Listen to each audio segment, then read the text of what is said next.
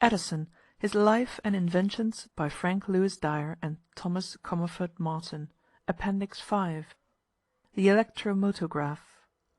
In solving a problem that at the time was thought to be insurmountable, and in the adaptability of its principles to the successful overcoming of apparently insuperable difficulties subsequently arising in other lines of work, this invention is one of the most remarkable of the many that Edison has made in his long career as an inventor.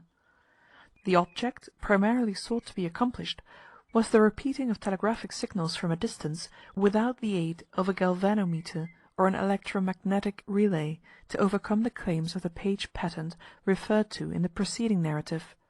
This object was achieved in the device described in Edison's basic patent number 158,787, issued January 19, 1875, by the substitution of friction and anti-friction for the presence and absence of magnetism in a regulation relay. It may be observed, parenthetically, for the benefit of the lay reader, that in telegraphy the device known as the relay is a receiving instrument containing an electromagnet adapted to respond to the weak line current. Its armature moves in accordance with electrical impulses, or signals, transmitted from a distance, and, in so responding, operates mechanically to alternately close and open a separate local circuit in which there is a sounder and a powerful battery. When used for true relaying purposes, the signals received from a distance are in turn repeated over the next section of the line, the powerful local battery furnishing current for this purpose.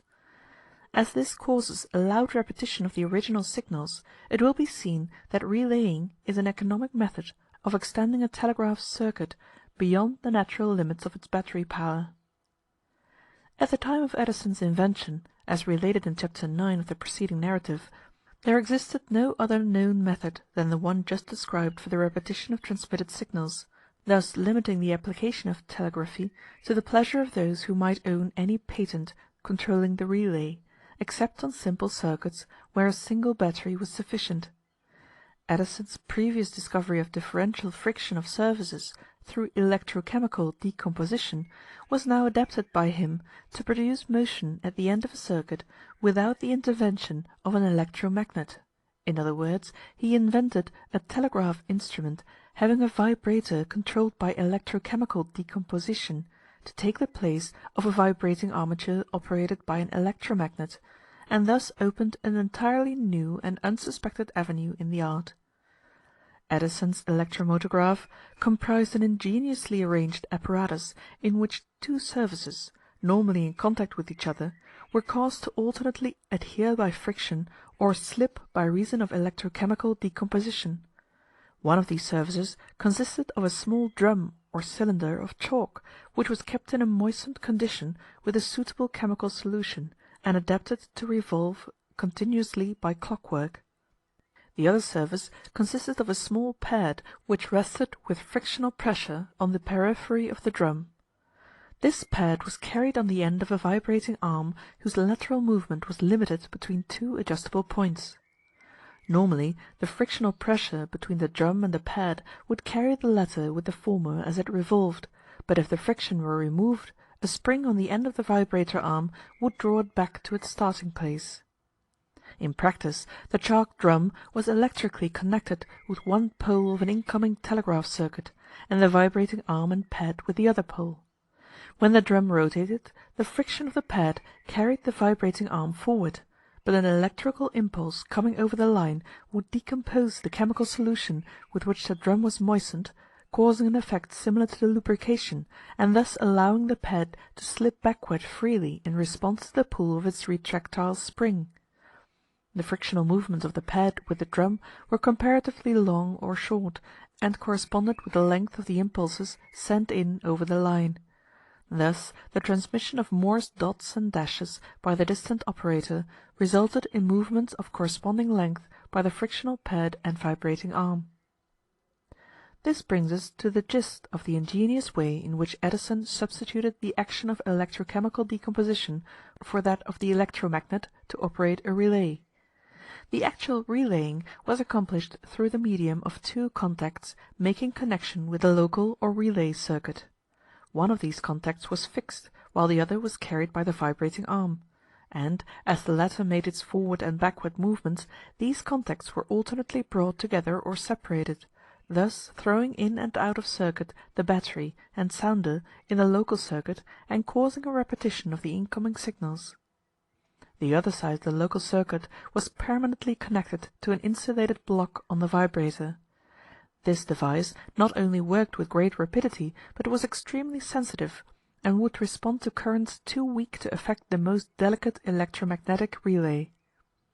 It should be stated that Edison did not confine himself to the working of the electromotograph by the slipping of surfaces through the action of incoming current, but by varying the characters of the surfaces in contact, the frictional effect might be intensified by the electrical current. In such a case the movements would be the reverse of those above indicated, but the end sought, namely the relaying of messages, would be attained with the same certainty.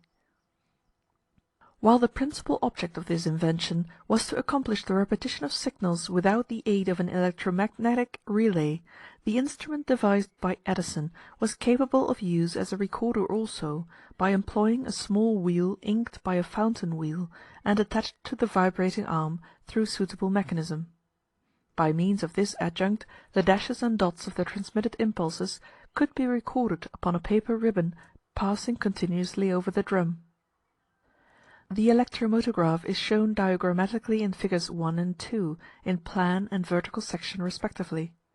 The reference letters in each case indicate identical parts, A being the chalk drum, B the paper tape, C the auxiliary cylinder, D the vibrating arm, E the frictional pad, F the spring, G and H the two contacts, I and J the two wires leading to local circuit, K a battery, and L an ordinary telegraph key. The two last named, K and L, are shown to make the sketch complete, but in practice would be at the transmitting end, which might be hundreds of miles away. It will be understood, of course, that the electromotograph is a receiving and relaying instrument. Another notable use of the electromotograph principle was in its adaptation to the receiver in Edison's loud-speaking telephone, on which United States Patent number 221,957 was issued November 25, 1879. A chalk cylinder moistened with a chemical solution was revolved by hand or a small motor. Resting on the cylinder was a palladium-faced pen or spring, which was attached to a mica diaphragm in a resonator. The current passed from the main line through the pen to the chalk and to the battery. The sound waves impinging upon the distant transmitter varied the resistance of the carbon button therein, thus causing corresponding variations in the strength of the battery current. These variations, passing through the chalk cylinder, produced more or less electrochemical decomposition, which in turn caused differences of adhesion between the pen and cylinder, and hence gave rise to mechanical vibrations of the diaphragm, by reason of which the speaker's words were reproduced. Telephones so operated repeated speaking and singing in very loud tones.